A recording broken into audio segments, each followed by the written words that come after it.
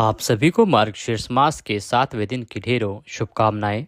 आज हम सुनेंगे मार्गशीर्ष मास के 7वें दिन की कथा, साथ ही सुनेंगे श्रीमद् भागवत गीता का आज का अध्याय।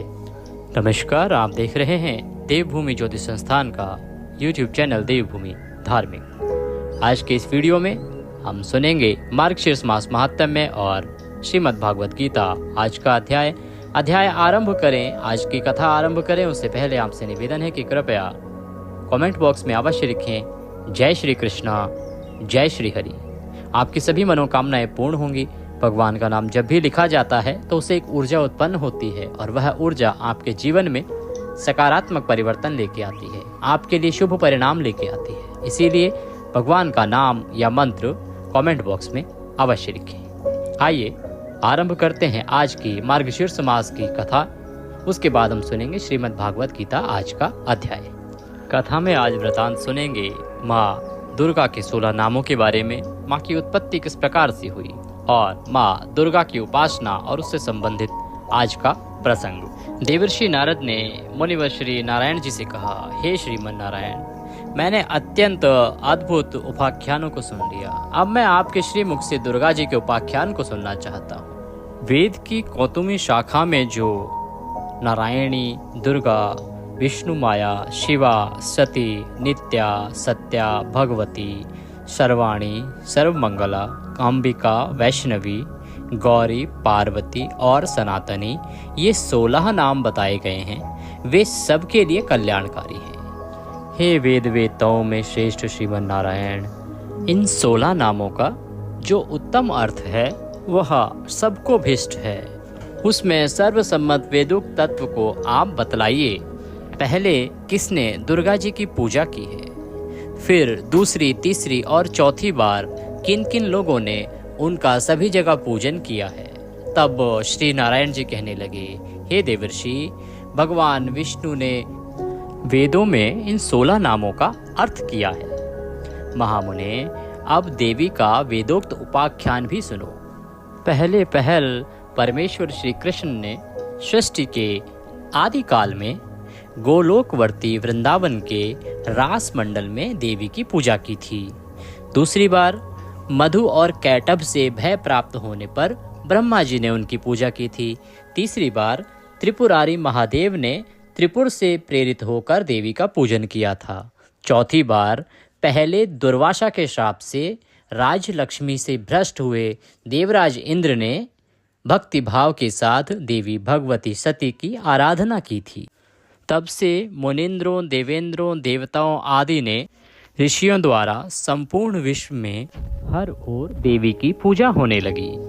हे मुने, पूर्व काल में संपूर्ण देवताओं के तेज पुंज से देवी प्रकट हुई थी। उस समय सब देवताओं ने अस्त्र शस्त्र और आभूषण दिए थे। उन्हीं दुर्गा देवी ने दुर्ग आदि दैत्यों का वध किया था और फिर देवताओं को अभीष्ट वरदान के साथ उनका राज्य वापस लौटाया था। दूसरे कल्प में महात्मा राजा सुरथ ने, जो कि मेधस ऋषि के शिष्य थे, सरिता के तट पर मिट्टी की मूर्ति में देवी की पूजा की थी। उन्होंने वेदोक्त 16 उपचारों को अर्पित करके विधिवत पूजन के बाद कवच धारण किया था और फिर परिहार नामक स्तुति करके अभीष्ट वरदान प्राप्त किया। इसी तरह उस सरिता के तट पर उसी मृणमयी मूर्ति में एक वैश्य ने भी देवी की पूजा करके मोक्ष को प्राप्त किया था। राजा और वैश्य ने अपनी आंखों से आंसू बहाते हुए दोनों हाथ जोड़कर देवी की स्तुति की और फिर उनकी उस मृणमयी प्रतिमा का नदी के निर्मल जल में विसर्जन कर दिया। वैसी मृणमयी प्रतिमा को जलमग्न देखकर राजा और वैश्य दोनों रो पड़े। फिर वहां से वो दोनों और कहीं चले गए। वैश्य ने देह त्याग करके जन्मांतर में पुष्कर तीर्थ में दुष्कर तपस्या की और दुर्गा देवी के वरदान से वे गोलोक धाम में चले गए। राजा अपने निष्कंटक राज्य को लौट गए और वहां सभी के आदरणीय होकर बलपूर्वक शासन करने लगे। उन्होंने 60,000 वर्षों तक राज्य का भोग किया। फिर अपनी पत्नी और राज्य का भार अपने पुत्रों को सौंपकर वे काल योग से पुष्कर में तपस्या करके दूसरे जन्म में सावर्णी मनु हुए। हे मुनि श्रेष्ठ, मैंने इस प्रकार आगमों के अनुसार दुर्गापाख्यान का संक्षेप से वर्णन कर दिया। अब बताओ, आप और क्या सुनना चाहते हैं? तो देवर्षि नारद के कहने पर फिर भगवान श्री हरि विष्णु ने तारा की कथा कही और चैत्र तनय अधिरथ से राजा सुरथ की उत्पत्ति का प्रसंग भी सुनाया। देवर्षि नारद के प्रश्न का उत्तर देते हुए भगवान नारायण बोले कि ध्रुव के पौत्र और उत्कल के पुत्र बलवान नंदी स्वयंभू मनु के वंश में सत्यवादी और जितेंद्रिय राजा थे। उन्होंने 100 अक्षौहिणी सेना साथ लेकर महामति सुरथ के राज्य को चारों ओर से घेर लिया। नारद दोनों पक्षों में पूरे 1 वर्ष तक भयंकर संग्राम हुआ।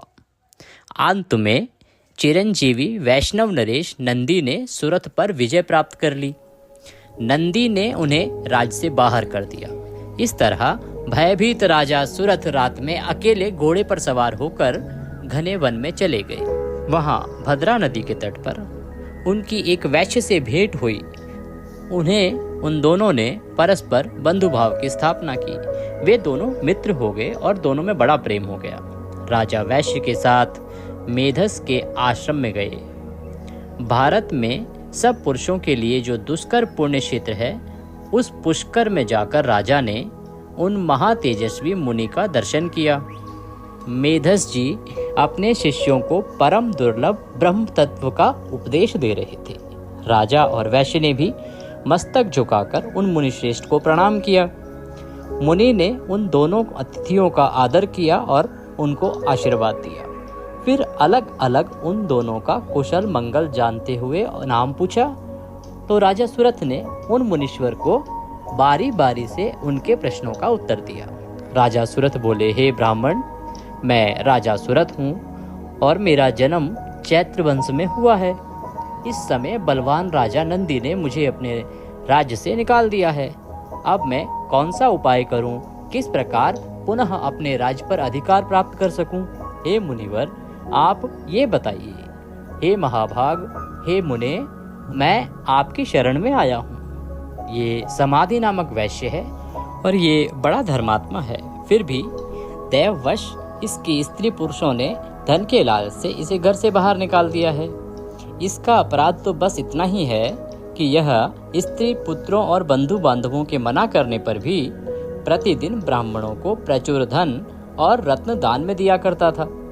इसी से क्रोध में आकर उन लोगों ने इसे घर से निकाल दिया।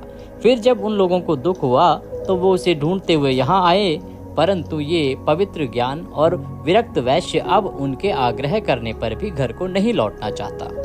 तब इसके पुत्र भी पितृशोक से संतप्त होकर सभी कर्मों से विरक्त हो गए और सारा धन ब्राह्मणों को देकर घर छोड़कर वन को चले गए।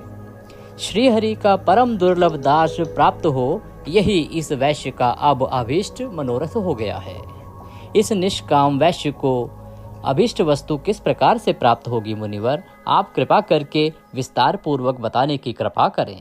तब श्री मेधस ने कहा, राजन, निर्गुण परमात्मा श्री कृष्ण की आज्ञा से दुर्लंघ विष्णुमयी त्रिलोक्य की माया सभी विश्व को अपनी माया से ढक देती है। वह कृपामयी देवी जिन धर्मात्मा पुरुष पर कृपा करती हैं, उन्हें दया करके परम दुर्लभ कृष्ण भक्ति प्रदान करती है। राजन, परंतु जिन मायावी पुरुषों पर विष्णु माया दया नहीं करती, उन दुर्गतिग्रस्त जीवों को माया द्वारा ही मोह जाल से बांध देती है। राजन, मैं प्रचेता का पुत्र और ब्रह्मा जी का पौत्र हूँ और भगवान श्री कृष्ण से ज्ञान प्राप्त करके परमात्मा श्री कृष्ण का भजन करता हूँ। महाराज, नदी के तट पर जाओ और सनातनी दुर्गा का भजन करो। तुम्हारे मन में राज्य की कामना है, इसीलिए वे देवी तुम्हें आवरणी बुद्धि प्रदान करेंगी और इस निष्काम वैष्णव वैश्य को वे कृपामयी वैष्णो देवी शुद्ध विवेक और बुद्धि देंगी। ऐसा कहकर कृपा निधान मुनिवर मेधस ने उन दोनों को दुर्गा जी की पूजा व कवच का उपदेश दिया। इसके परिणाम स्वरूप उस वैश्य ने दुर्गा जी की आराधना करके परम धाम प्राप्त कर लिया और राजा ने अपना राज्य पुनः प्राप्त करके मनु का पद प्राप्त कर लिया। इस प्रकार मैंने सुखद सारभूत और मोक्षदायक परम पुण्य दुर्गा जी का उपाख्यान सुना दिया। हे देवर्षि, अब तुम और क्या सुनना चाहते हो?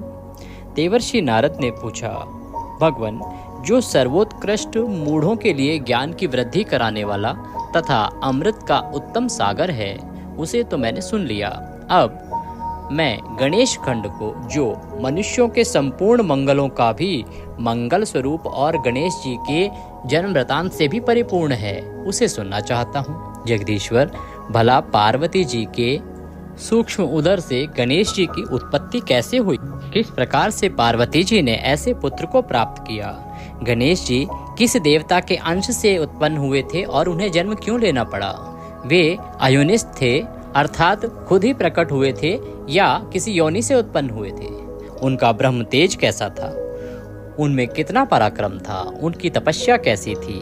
वे कितने ज्ञानी थे और उनका यश कितना निर्मल था? जगदीश्वर नारायण, आपके ब्रह्मा और महेश के रहते हुए संपूर्ण विश्व में सबसे पहले उनकी ही पूजा क्यों होती है? वे हाथी के मुख वाले, एक दंत और विशाल तोंद वाले कैसे हो गए? हे महाभाग, पुराणों में उनके रहस्य में जन्म वृतांत का वर्णन किया गया है। कृपया आप उस अत्यंत मनोहर चरित्र का विस्तार से वर्णन कीजिए। तब श्री नारायण कहने लगे, नारद, मैं उस परम अद्भुत रहस्य का वर्णन करता हूँ, सुनो। यह पाप संताप का हरण करने वाला, संपूर्ण विघ्नों का नाश करने वाला, सभी तरह के मंगलों को देने वाला, सार रूप और सभी पापों का नाश करने वाला है।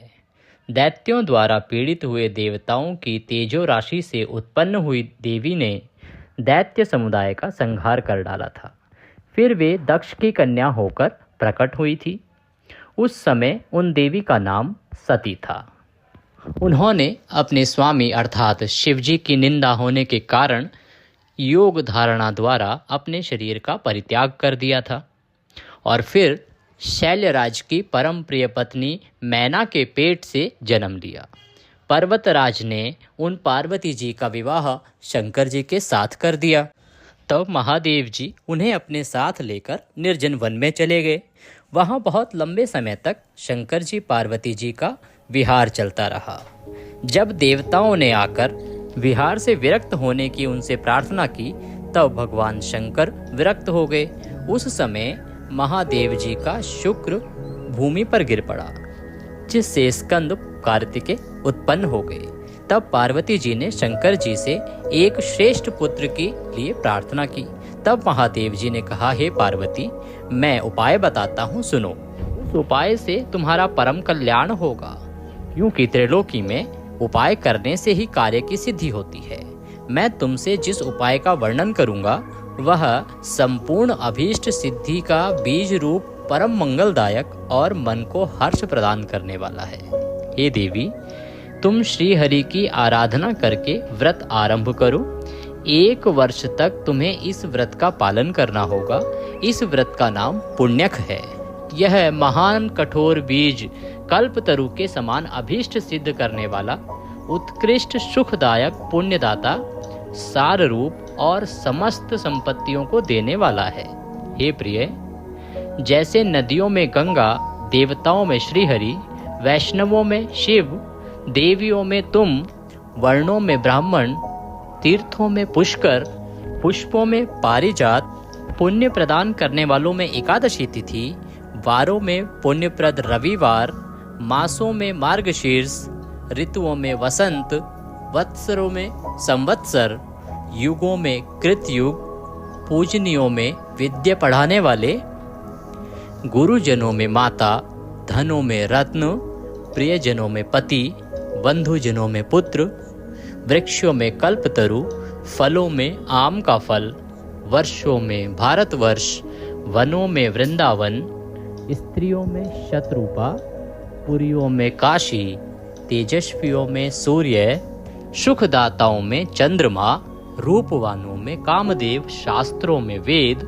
सिद्धों में कपिल मुनि, वानरों में हनुमान, क्षेत्रों में ब्राह्मण का मुख, यश प्रदान करने वालों में विद्या और मनोहारिणी करने का, व्यापक वस्तुओं में आकाश, शरीर के अंगों में नेत्र, विभवों में हरि कथा, सुखों में श्रीहरि का ध्यान, स्पर्श में पुत्र का स्पर्श, हिंसकों में दुष्ट, पापों में झूठ बोलना, तपस्वियों में ब्रह्मा, भक्ष्य वस्तुओं में अमृत, अन्नों में धान, पवित्र करने वालों में जल, शुद्ध पदार्थों में अग्नि, तेजस वस्तुओं में स्वर्ण, मीठे पदार्थों में प्रिय भाषण, पक्षियों में गरुड़, हाथियों में देवराज इंद्र का ऐरावत, योगियों में कुमार अर्थात सनत कुमार आदि, देवर्षियों में नारद, गंधर्वों में चित्ररथ, बुद्धिमानों में बृहस्पति,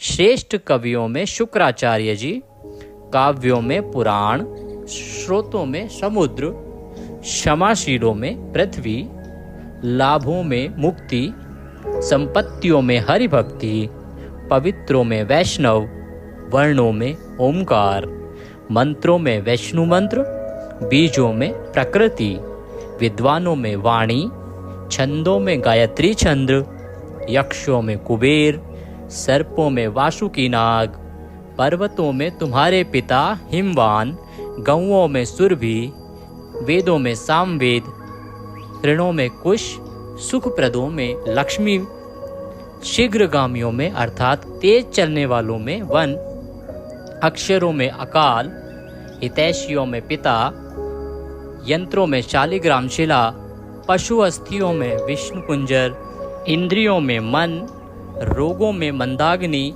अदिति पुत्रों में इंद्र, दैत्यों में बलि, साधुओं में प्रहलाद, दानियों में दधीची, अस्त्रों में ब्रह्मास्त्र, चक्रों में सुदर्शन चक्र, मनुष्यों में राजा रामचंद्र और धनुर्धारियों में लक्ष्मण जी श्रेष्ठ हैं। और जैसे श्री कृष्ण सर्वाधार, समस्त जीवों द्वारा पूजनीय, सबके बीज स्वरूप, सब कुछ देने वाले और सभी वस्तु के सार रूप हैं, उसी प्रकार से यह पुण्यक व्रतों में श्रेष्ठ है। इसलिए हे महाभागे, तुम इस व्रत का अनुष्ठान करो। ये तीनों लोकों में अत्यंत दुर्लभ है। इस व्रत के पालन से ही तुम्हें संपूर्ण वस्तुओं का सार रूप पुत्र प्राप्त होगा। इस व्रत के द्वारा संपूर्ण प्राणियों की मनोरथ सिद्ध करने वाले श्री कृष्ण की आराधना की जाती है, जिनके सेवन से, जिनके दर्शन से मनुष्य अपने करोड़ों पितरों के साथ मुक्त हो जाता है। जो मनुष्य विष्णु मंत्र ग्रहण करके श्री हरि की सेवा करता है, वह भारतवर्ष में अपने जन्म धारण को सफल कर देता है।